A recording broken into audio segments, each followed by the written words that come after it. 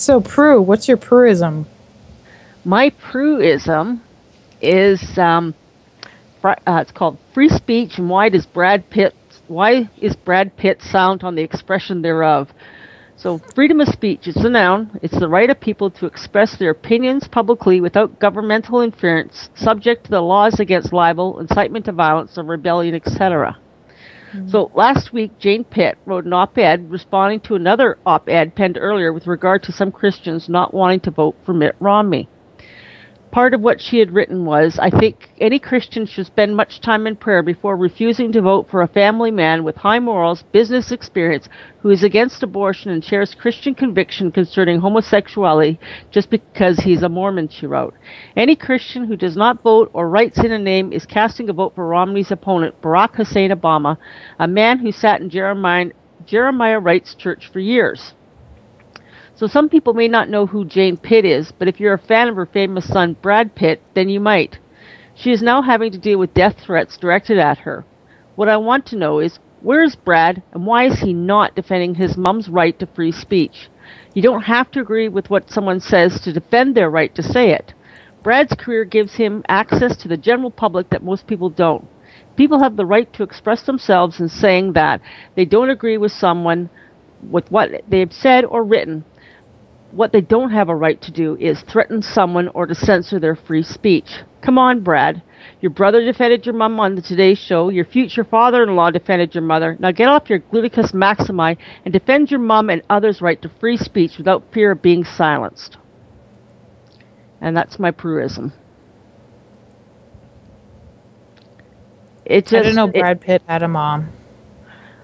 Well, everybody has a mom.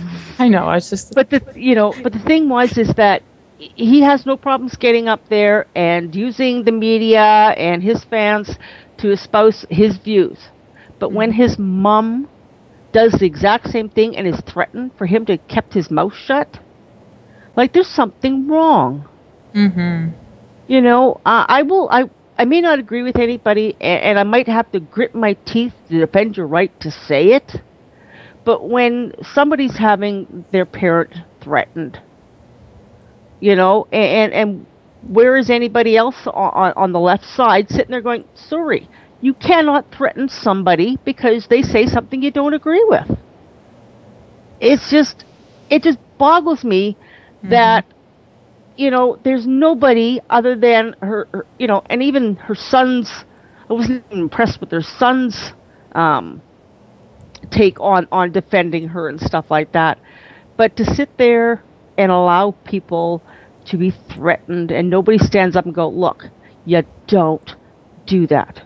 Now, I'm finding that the left is being really good at being able to use those that support them who either have undiagnosed mental health issues or aren't being treated for their mental health issues to do their dirty work for them because they get to keep their hands off, and it's some idiot out there who's not in his right mind is doing the frightening and the scaring so that people keep their mouth shut and nobody says anything against somebody. It's just wrong. Yeah, I'd have to agree. The two-facedness is relentless, and I just don't understand why they say they always. I don't know how to put it. They're always saying, well, we have the right to do this, that, and the other thing, but the second you disagree, you can't do that. And yeah, it's relentless. And everyone has the right to sit there and say that they don't agree with what she wrote. Mm-hmm. Because that's part of your free speech. What a lot of on the left especially don't get is a freedom comes where you have to take, as the saying goes in the facts of life, you have to take the good and the bad. Mm-hmm. And if you're not prepared to sit there and take both sides of it, then keep your mouth shut. There are people up here who have been defended and it turned the lawyer's stomach to defend them, but they were looking at the bigger picture was, if I don't defend his right to say something that just totally pisses me off and just makes me want to get on stuff, what's to stop the next thing? And the next thing, and it's going to get to the point because nobody stopped the first part and allowed the person to have free speech, that everybody's speech is going to be curtailed, where you can only say something that is okay to say. You know, like if you're told that you have to eat broccoli, and you know, you say, no, I don't want to eat broccoli, and someone sits there and cuts off your freedom of speech to sit there and say, I don't like it. You know, it doesn't take that long for things to slowly creep through where you're losing more and more and more. Well, apparently that broccoli is now a tax, so I guess it's no longer broccoli. Why is everybody hating on broccoli? I like broccoli. What is wrong with broccoli? I don't know. I like Brussels sprouts, too. I could have picked Brussels sprouts because there's more people that hate Brussels sprouts than broccoli. Really? I don't know. Yeah. I was always one of those weird little kids. It's like, I like broccoli. I don't know what your problem is. It's a little tree. You know, but it's just, you know, when I'm sitting there, I was actually going to go on a little bit different tangent with regard to free speech, but when I'm reading about this and there's Brad being silent, nowhere to be found, I'm just going, this is just wrong. So wrong. I think we've established now he's a douche nozzle. Indeed. Yeah. The only good thing he ever did was Fight Club. And a horrible son. Yeah. That's my thing. I'm sitting there going, like, don't get in trouble because, sorry, don't know you. You know, like, there's issues with my dad and I when we were growing up that I didn't agree with what he said. He didn't agree with what I said. But I would have fought tooth and nail to make sure he was allowed to say it. Mm-hmm. You know. Or, you know, let's say there was somebody else that got on their little soapbox. You know, what they're saying may not necessarily be wrong, but how they say it could be. But I'd sit there and go, look, you know, if you want to get people on your side, show respect. And that's what you don't find with a lot of people. They know their rights, but they have no idea that there's responsibilities that come with those rights. You know? And it's just maddening. That quote that says, you know, I'll disagree with what you say, but I'll defend to the death your right to say it. That's not just words, people. That is actually a concept that people ought to be living by. And why that's gone out of fashion, I have no idea. Because those ideas are what this country, what this Western civilization was built on. Yeah. Mm. But part of it is because if someone's being shut down and you don't agree with them already, to you, if you don't look at a big picture, it's just shutting one person off. Like we have, there's people down in the States that also know who Ezra Levant is.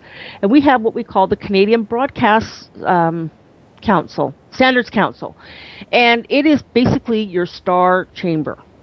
This is, if enough people make a complaint, you don't even have to be a whole lot of people. They will sit there and investigate it, and you don't get to go there and defend yourself. You don't get to they don't ask you your side of the story. They will just take the complaint, and if they think that you've done wrong, they'll let you know, and they'll tell you what you need to do to correct it. And this is what's happened to Ezra, because he basically went after Chiquita Banana for their attack on the oil sands up here, and, you know, telling the truckers that they're not supposed to get any oil from, you know, this oil sands up here, not that they could ever figure it out.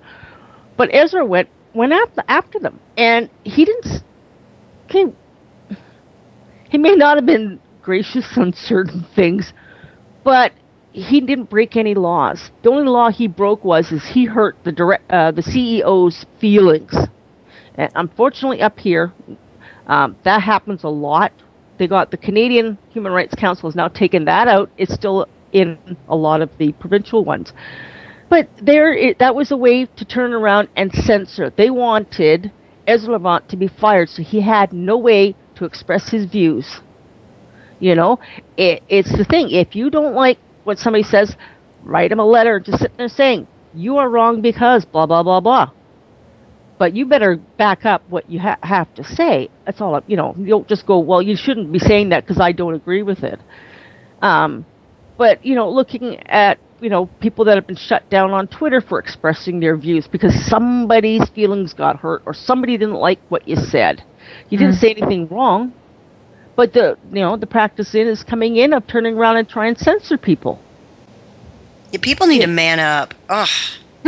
Yeah. Sorry. Oh yeah. This fight's been going on for years. They tried to shut down the KKK public access. They had a public access show for a while, and they pulled it off. And the Supreme Court actually ruled in favor of the KKK, which I agreed with. They have the right to be on television and say whatever they want. I don't care. I have the right not to turn them on. Mm-hmm. And the other thing you have a right to is to put your own show on opposite theirs to defute everything they say. Right. I agree that they have the right to say it. I don't have to agree with what they say. No. But it does become a hard thing because when you're the one that's being attacked all the time, to sit there and want to to have to defend because this is a principle that you abide by, I know is very difficult for a lot of people, and it's biting their tongue to sit there and have to do that defense because you sit there looking, going,